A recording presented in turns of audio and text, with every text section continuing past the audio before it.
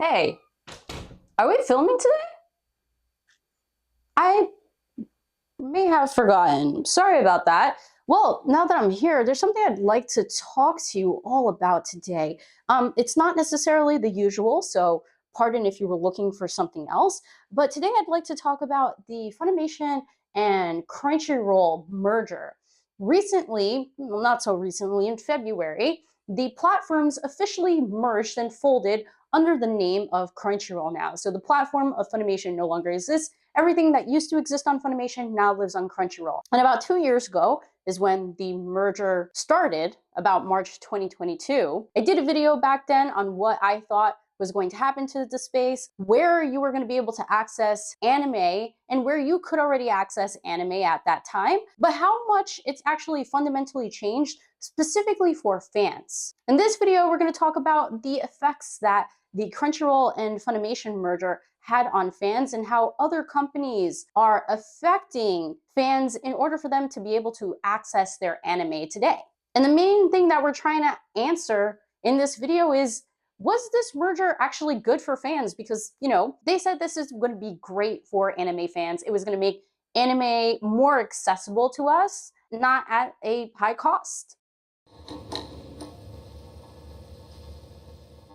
Hey everyone, welcome back to another episode of Animel. If you haven't been here before, I'm Mel, the host of this channel. So back in 2022, or rather even before that, because I believe the merger between Crunchyroll and Funimation only passed in March 2022 after a years of waiting. And Sony bought Crunchyroll from what is known as Warner Brothers at the time, because today they are known as Warner Brothers Discovery, as Warner Brothers used to be owned by AT&T, but now is owned by the company of Discovery. What I believe is the reasoning for Warner selling off Crunchyroll to Sony is that at that time, Warner Brothers had their own streaming product known as HBO Max at the time, which is now just known as Max. And in an interest to develop their own streaming platform, they had to sell off some assets that they had. This was obviously inclusive of Crunchyroll. Now, the whole thing about this merger, especially from Sony's perspective, who already owned Funimation, was that this was going to make anime more accessible to fans. It was going to make anime less expensive to access. So let's just see how we're faring. First, we're going to start off with the positives of the Funimation and Crunchyroll merger. The first thing is, and very obvious, is that Crunchyroll's library continues to be the largest anime library to date. And because of that, anime fans who subscribe to Crunchyroll right now are able to access all their favorites between Funimation and Crunchyroll at a cheaper cost. As you know, the prices for Crunchyroll are going up, but technically if you were to purchase their base package, it's about $7.99 a month without taxes in US dollars. Before the merger, if you had to subscribe to both Crunchyroll and Funimation, Crunchyroll still had a base package of $7.99 and you had to pay approximately $5.99 for Funimation. The both of these together would put us at about $14 a month. And even with the increase in prices on Crunchyroll's platform, you're still able to access at a cheaper price versus having both of those platforms before the merger. So even though fans are complaining about the rise in costs on Crunchyroll, you're actually still getting more at a cheaper price. And even though Crunchyroll holds the biggest library, luckily, they don't always hold their content exclusively. For example, if you have a Netflix subscription, you may have noticed that the likes of Jujutsu Kaisen Season 1 is now on there, Haikyuu movies are now on there, Yu Yu Hakusho is now on there, Quintessential Quintuplets, if you like a romance, is also on there, Konosuba, which is one of my favorite parody isekai, is on there. So Netflix is seeing this as an opportunity to bring more anime favorites onto their platform. I would think of this as a pro result of the merger. One, because this merger, also with the times that are happening right now, has created this anime boom. So much so that anime is basically mainstream now. You know that, I know that, everyone knows that. And with that happening, and Netflix's acknowledgement of that, they see the benefit in acquiring the licenses for these shows to stream them on their platform, thus making anime more accessible to perhaps the non-traditional anime viewer or non-traditional anime fan. And if you've ever taken a course in economics before, I would say that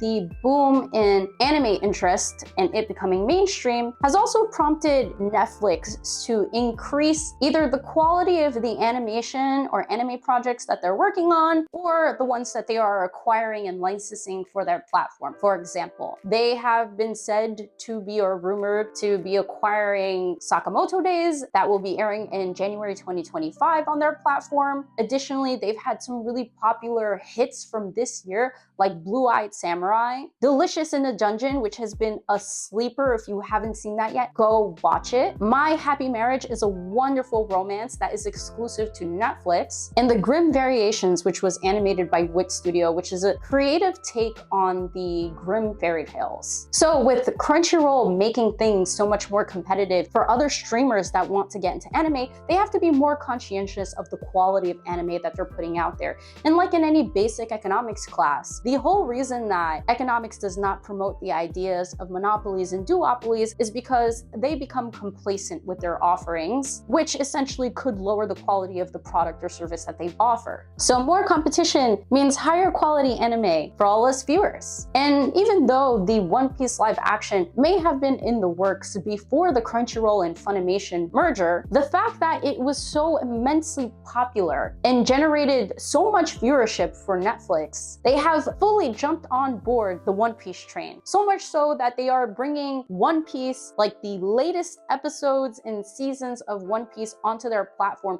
which I feel like I have never seen before. Like, I only used to be able to find it like up to date on Crunchyroll or perhaps Funimation sub. But anywhere outside of those two streaming platforms before the merger was nowhere to be found. And they're even working with Wit Studios to recreate the anime of One Piece so that it's a lot shorter, but also accessible to younger and newer fans that didn't grow up watching One Piece because they hadn't been born yet.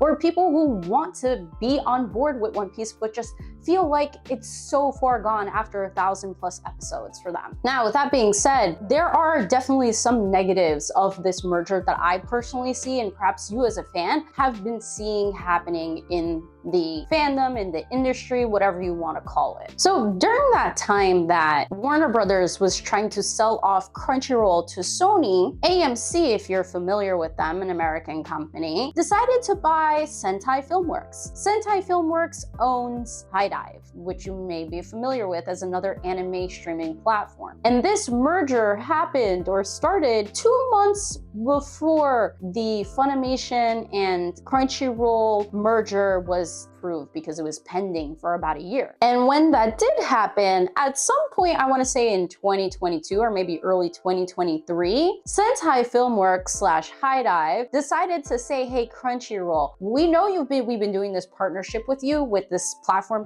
called Verve. Remember Verve, VRV? Yeah, they had a partnership going on with them. They're like, yeah, so now that AMC owns us, we're gonna take our properties. They're gonna be exclusive to HIDIVE now. You're not gonna be able to find most of our content anywhere else. So if you want to be able to see like Food Wars, don't look at me that way, it's a very educational show, Surune, Oshinoko, The Dangers in My Heart, and a lot of other very cool but niche, smaller anime, you're gonna have to subscribe to HIDIVE. Unfortunately, of all the platforms that I subscribe to, HIDIVE is still one of them that I don't. I've yet to be able to justify the cost, even though it's only roughly $5 a month, because I subscribe to so much other things. But I feel like I'm completely missing out on some really cool anime. In addition to that, I feel like HIDIVE tends to have less of anime that are focused on action, which I feel like Netflix tries to do their best to acquire or create, Hulu does their best to acquire or create, or Crunchyroll does their best to acquire or create. HIDIVE seems to curate a content or curates content for their platform that tends to be a little bit more focused around some slice of life, some romance anime, some dramas and some mysteries, and some of them are so unique that I feel like if you don't have a HIDIVE subscription, you're almost being deprived of expanding your exposure to new anime. And as I mentioned earlier, Sony bought Crunchyroll off Warner Brothers. That created HBO Max. That is now Max. And Max, if you were around, I guess, winter 2024, there was the release of Ninja Kamui. Ninja Kamui was like blowing up all over social media in the first episode or two. And I even jumped on the bandwagon. I thought it was going to be absolute greatness. We're not here to review Ninja Kamui, but all I have to say is that this was a production done with a new studio that they did, you know what, the animation work was really good, with Adult Swim. Adult Swim, if you didn't know, is owned by Warner Brothers, that is now owned by Discovery. Just so you have context how this whole ecosystem works, it's really confusing. Yeah, so they created Ninja Kamui, and I gotta say that the story completely fell off like episode 5 or 6. Like, I dropped it. My husband, who is watching with me, it seems like he's dropped it because the thing is just sitting there in our continue watching.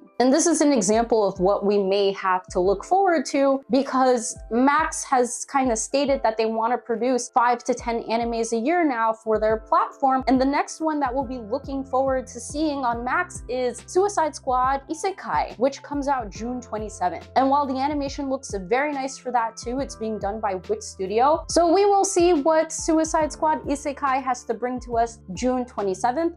But so far, very early viewings of what Max has to offer us in terms of like animation that they will be partnering on or creating, I'm a little bit disappointed. And for people out there who are a big fan of Studio Ghibli movies, they are literally holding Studio Ghibli movies hostage. Like, you can't find them anywhere else. Now let's talk about our favorite, least favorite platform for watching anime, which is Disney Plus if you're international, / Hulu. The anime today that Disney Plus is acquiring and putting on Hulu are very like glitchy. There's nothing wrong with the anime per se, but it's the way that they are rolling out anime. For example, some of the newer anime that are exclusive to Disney Plus or Hulu are Go-Go Loser Ranger or Reject Ranger or Ranger Reject, The Fable, and the Yozakura Family. These 3 anime I have been watching every weekend like clockwork. But what I started to experience maybe like week 3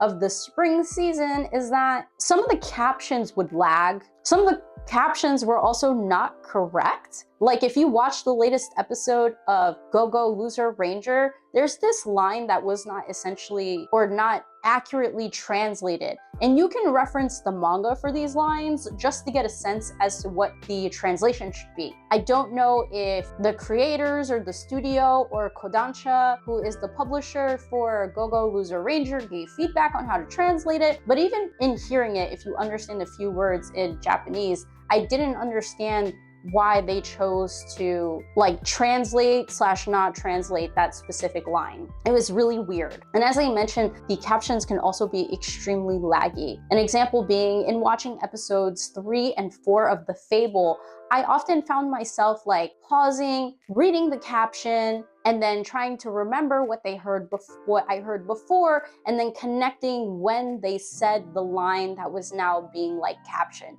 It felt like way too much work. Like, it makes it daunting, and then it makes you not want to watch the anime. And I can imagine that this is bad business for Disney, bad business for Hulu, bad for the anime's viewership, and everyone connected to the creation of the anime. And it really blows because some of these anime are really great, but just due to some like operational things that Hulu / Disney does not have together, it is oh so frustrating and not better for the anime fan experience. And unfortunately, this is going to happen to all of the Kodansha manga that potentially get animated, because Disney and Kodansha have created an exclusive partnership. So most, if not all, animations going forward that are brand new in relation to Kodansha are going to be on Disney and Hulu. How much does that suck? And I don't know if you remember when Bleach, 1,000-Year Blood War, the first episode came out. I heard that people who have to use Disney Plus in other countries, they saw the first episode pop up on the platform for like a few hours and then it blipped because they released it early by accident. But then it didn't come out for like a week or 2. And people in other countries were like waiting and waiting and waiting. I don't think we had that experience here in the United States. I think we got it like on time. Maybe it was like an hour or two late. But that whole thing created so much chaos, so many spoilers for people in other countries because, you know, social media is global. And there was so much angst around like that whole rollout, especially considering how many people were looking forward to 1,000-Year Blood War after like 10 years of like a break / we thought it got canceled and we were never going to see Bleach animated again. And with all the platforms that I've just talked about, we're talking about Max, Netflix, Hulu / Disney, depending on where you are. And you know what? Hulu, Disney might get more expensive because word on the street is that Disney wants to, you know, combine Hulu and Disney together, and they're already raising prices. Continuing with the likes of Crunchyroll and HiDive. And if there's a platform I may have missed, let me know down in the comments below. But like, these are the 5 that I can think of right off the bat that I personally need to use in order to access anime, or feel some type of way that I have to pay an additional subscription just to access anime. It makes me feel like it's just like really frustrating, because you know what? I'm not rich and I can't pay for all of these streaming platforms. And at the height that anime is kind of at right now, all of the new productions, so many more or so much more anime that's being put out every year and every season, so much so that it's quite literally insane. And the quality of animation that we're getting from these various studios. Like, it almost feels like FOMO to not be able to access some of the anime that's on HiDive. And low-key, last closing thoughts is that, you know, this feels a lot more negative than it is positive. Like, I'm happy to have Funimation anime that I've always wanted to watch on Crunchyroll. I'm happy to see that Netflix is all for adding more One Piece content to their platform and increasing their quality. But the fact that there's more anime to watch out there on so many other platforms, the experiences are not as great or seamless. The interfaces are not as nice. And while the competition is to help promote higher quality services that they're offering their clients, there's just too much out there. Someone's gonna have to fall out of the anime race. And the hopes is that that will happen at some point, because there's only so much these companies can compete for consumers' money. Because cumulatively, all of these networks, listen to me, I'm calling it networks because it feels like I'm subscribing to cable. All of these services can easily accumulate to probably like $100 a month. I'm not doing the math correctly, I'm pretty sure, but it feels like it could be that much. And people just can't afford that with their other regular expenses. So can someone help me make it make sense? Was the merger supposed to be good for fans? Was it good for fans? Anyway, thanks for joining my TED Talk. Let me know all your thoughts below in the comments, what you think about the Crunchyroll Funimation merger and how it's affected the industry, if you think it was a positive or a negative move for anime fans, and just your general thoughts about this video. Thank you so much for joining. I hope you enjoyed this video. I'm Mel, the host of this channel, Annie Mel, and I will catch you all next time on another one. Bye!